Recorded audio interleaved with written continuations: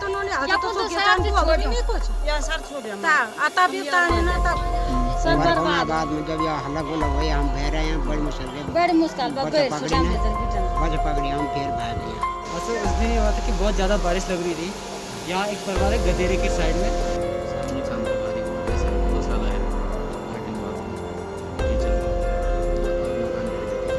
मकान। घर के बाहर उदास बैठी ये महिला कुदरत के कहर की शिकार है।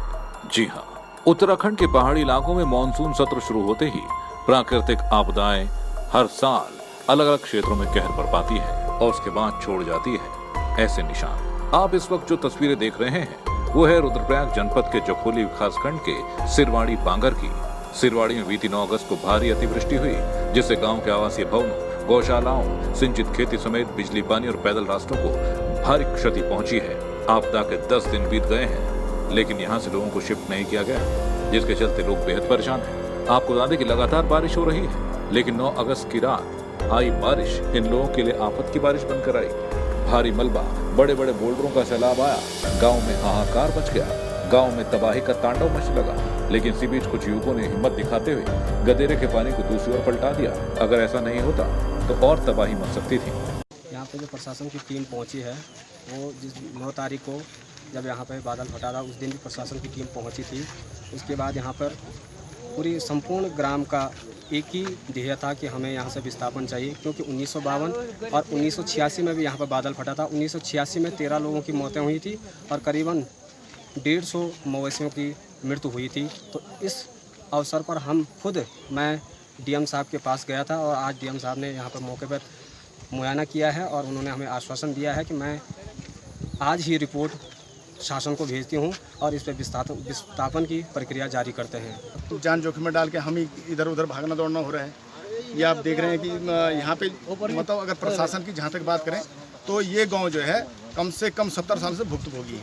यहाँ पे 1952 में इसी जगह बाढ़ आई थी, ये बादल फटने की घटना हुई थी। उस समय भी कई मकान यहाँ पे दबे हैं। फिर 86 में एक और गदेरा आया था, घट गदरा बोलते हैं उसका, वो भी आया। उस समय 13 आदमी की कैजुअलिटी हुई और कई मवेशियों की जान गई उसमें भी।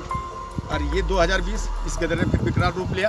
वो तो सजग रहते हुए हमारे जो बच्चे हैं इनका एहसान जिंदगी भर ये सिराड़ गांव की जनता भूल नहीं पाएगी, जिन बच्चों ने अपनी जान को जोखिम में डालते हुए सजग टाइम रहते हुए सभी गांव वालों को सजग किया। इसके बावजूद सिरवाड़ी में करीब 25 आवासीय भवनों में भारी मलबा और दरारें आ गई हैं। लोग अब इन घरों में नहीं रहना चाहते हैं, लेकिन मजबूर हैं कि सरकार की तरफ से कोई व्यवस्था उनके लिए नहीं की गई। इस आपदा में अपने घरों को खो चुके सिरवाड़ी के आपदा पीड़ित अभी प्राइमरी स्कूल में शरण लिए हुए हैं। छोटे छोटे बच्चों को लेकर दिन में अपने टूटे आशियानों की तरफ जाते हैं और शाम ढलते ही प्राइमरी स्कूल में रातें काटते हैं। आपदा के 10 दिन बाद गांव में जिलाधिकारी की वंदना पहुंची तो लोगों को उम्मीद थी कि उनके विस्थापन को लेकर कोई ठोस आश्वासन मिलेगा, लेकिन ग्रामीणों को अभी भी मदद का इंतजार है।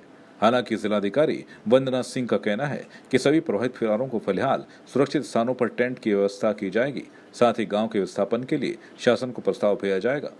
सिरवाड़ी गांव में बादल फटने से एक घटना हुई थी जिसमें गधेरे से कुछ पानी और मलबा लोगों के घरों में घुसा था। प्रत्येक परिवार का जो सर्वेक्षण है उसको हमारी टीम ने कंप्लीट कर लिया है और उसमें जो नियमानुसार मुआवजे इत्यादि की कार्रवाई है वो भी की जा रही है। गांव के लोगों के द्वारा ये डिमांड की गई थी, क्योंकि इस गांव में जो है गधेरे का एक पैटर्न है जो हमेशा इसमें घटनाएं हर साल होती रहती हैं।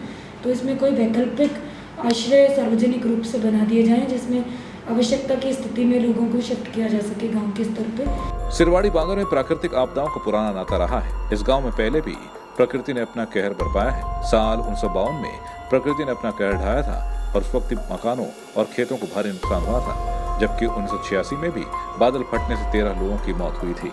और अब 2020 में भी जनहानि तो नहीं हुई, लेकिन लोगों के घर टूट गए। अब लोगों को इंतजार है तो सिर्फ सरकारी मदद का। जय भारत टीवी के लिए रुद्रप्रयाग से कुलदीप राणा की रिपोर्ट।